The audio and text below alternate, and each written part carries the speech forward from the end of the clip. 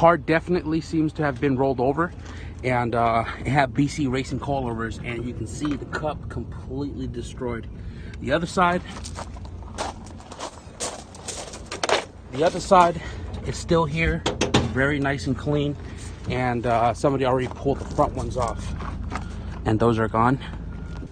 At first, from the picture, I thought it was a Type R motor. It said Type R on there, which is probably just a sticker. Red valve cover, and it had a KTUNED coil pack cover, but it's just an A2 motor. But the transmission seems to be shifting smoothly, so I'm probably going to take it and strip the long block down. Like I don't need this, anything here, just long block tranny, and the ECU right there. Hold it straight. Almost there, bro. Let's do it. Hey, don't rip my harness though. Ah, there it is.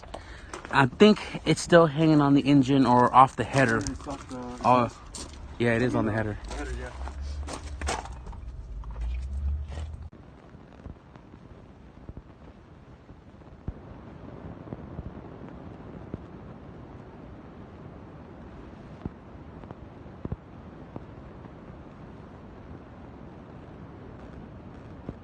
Alright guys, so it's been a few days now since the Junkyard run, and you guys should have already seen the dyno videos, day 1 and day 2. So let me show you guys what it is that I picked up from the Junkyard that day.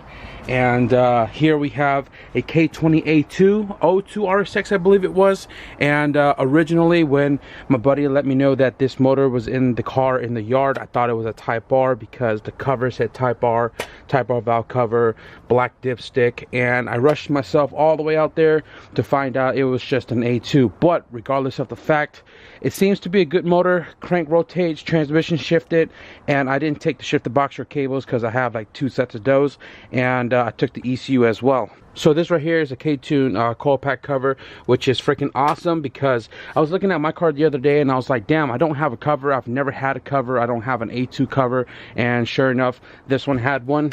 KTUNED.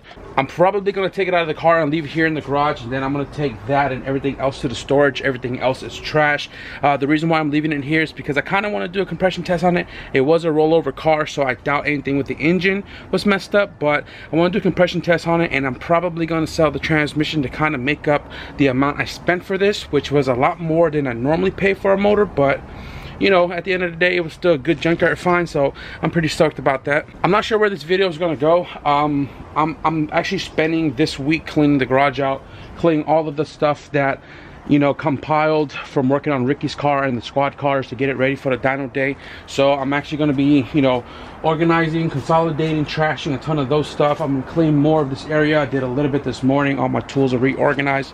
Probably going to clean the floor here, you know, detergent, soap, whatever I got to do to get the stains kind of off the driveway so it can look clean how it was before the madness that was going on the last couple of weeks. But I'm hoping to jump back on the wagon here soon. I have not got my drive shaft yet, but the wagon's pretty much ready to go. The one key thing that I needed was the speed sensor right here, because I am now back in a 02 or is it an 04 CRV transmission. Before I had the Z3, which had the magnetic plug on the front of the transmission, which I've had a lot of issues with the speed sensor reading to my ECU. It says I'm doing 50 miles an hour standing still. Hopefully that'll help correct it, and hopefully I'll finally get 2-step back. Track is this upcoming week. Today's Monday, and I'm hoping to bring the wagon to the track, but this time all-wheel drive. So I'm gonna go ahead and just manhandle this motor real quick, and let's see what we get into. I lied. I was not going to manhandle this motor with the transmission, so I decided I'm going to take it off. I took it off, and the discovery I found here was Exetti replacement flywheel and clutch kit. Looks fairly new, and this is a Pro Light flywheel. That's freaking awesome. I looked it up right here on the interweb, and it looks pretty much like this kit right here. If you look at it, looks almost the same, or looks exactly the same. And the stamp on the transmission, X2 M5 K20A2 6-speed transmission. That's good.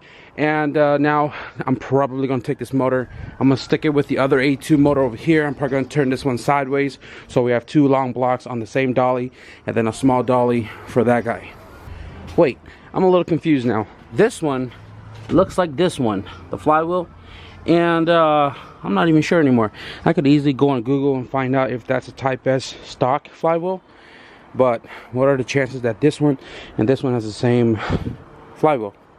But then again, that's also an exotic clutch, so maybe someone just bought the whole kit, installed it, and I got 2 Light Pro Light flywheel. Let me know in the comments below.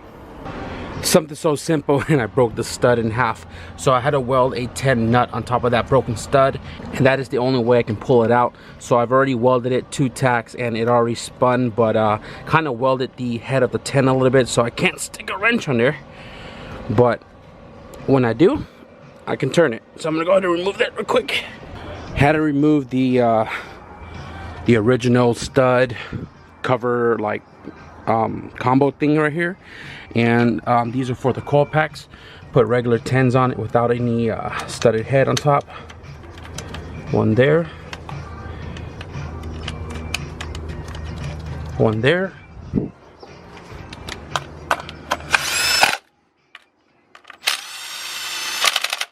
Not sure if I'm supposed to remove that, but it kind of goes on.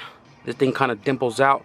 I'm not sure also if I'm supposed to have a spacer underneath here, because the other engine didn't have it. So if it sits flush, it's gonna bow forward like that. If I put a washer or spacer in the back, it'll sit flush to the rest of the valve cover, and I think that's what I'm going to do because it looks good. And then that is also going to look great with the provided hardware, which are these guys right here. And I'm going to go ahead and find some spacers, and then we'll bolt these sucker on.